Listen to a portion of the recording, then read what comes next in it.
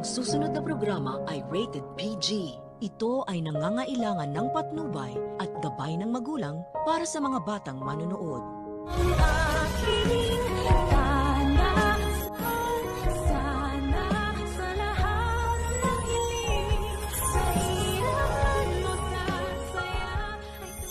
Kahit kailan talaga ay napakawalang kwentang asawa nitong si Carlos. Pagkat imbis na maging masaya na ligtas na nga ang asawa niyang si Lynette, ay naisipan niya pang pagsuspetsahan ito na kabila ng pinagdaanan nito na muntikan na ngang mapatay ng mga holdupper. Nang ipagtapat kasi ng nanay ng batang doktora na sinabi noon ng holdupper na matagal na nilang tinitiktikan ang bahay nila, pati na rin itong kumag na doktor na si Carlos, ay question niya pa si Lynette at naisip na baka naman daw inside job ang nangyari at may mga kasabwat ito. Tinanong niya pa nga kung sino daw ba ang kasama ng asawa niya bago pumasok ang mga holdupper. Nagpanting naman ang tainga ng batang doktora dahil sa tono ng pananalita ni Carlos ay halatang halata naman na pinagbibintangan niya nga itong sina Aling Susan at Diyosa na kasabwat ng mga holdupper. Ang katigasan naman kasi ng ulo nitong si Lynette nung una pa lang na kahit na sinabi na ni Annalyn na may kakaibang ugali ang napangasawa niya ay itinuloy niya pa rin ang pagpapakasal dito. Hindi naman halata na asawang-asawa na nga ang lola niyo. Sa kabilang banda dahil bigo si Annalyn at Robert na makita si Lolo Pepe sa basurahan,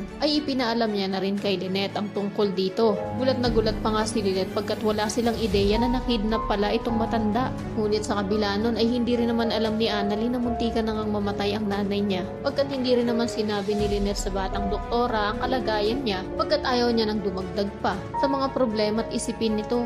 Samantala, ito namang si Lolo Pepe ay nagkaroon nga ng pagkakataon na matakasan si Zoe. Ngunit sa kasamaang palad ay bigla namang umuwi na itong si Balahadja. Kaya imbes na makatakas na ng maayos ang matanda, ay nagkahabulan pa. At upang mas mabilis nga nilang mahuli si Lolo Pepe ay naghiwalay itong si Zoe at Balahadja. Natitiyak din kasi ng dalawa na hindi yun makakalayo pagkat bukod sa matanda na si Lolo Pepe, iika-ika nga ang matanda dahil na rin sa bugbog ni Balahadja sa kanya. Ngunit sa hindi inaasahang pangyayari ay si Zoe pa ang unang makakakita kay Lolo Pepe. At siya rin ang unang mapapaputukan nito ng baril. Pagkarinig naman ni Balahadja ng putok ng baril, ay pupunta siya kaagad sa gawi kung nasaan si Zoe. Kaya't panigurado na pati na siya ay mababaril din ng matanda. Sana nga lang ay mapuruhan ang mga masasamang loob na ito upang hindi na magkaaberya at makatakas na ng tuluyan itong kaawa-awang si Lolo Pepe. Kaya naman, kung isa ka rin sa mga nagnanais na matuluyan na nga itong si Zoe, upang mabawas-bawasan naman ang mga kontrabida dito sa drama, ay pakiclick naman ang like at subscribe button.